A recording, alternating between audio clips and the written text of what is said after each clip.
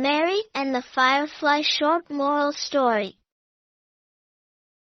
One evening, Mary saw a tiny firefly glowing in her garden.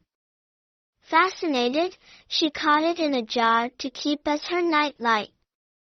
At first, the firefly glowed brightly, but soon its light dimmed. Mary's mother explained, fireflies need freedom to shine. Feeling guilty, Mary released it. To her surprise, the firefly stayed close, dancing around her as if to thank her.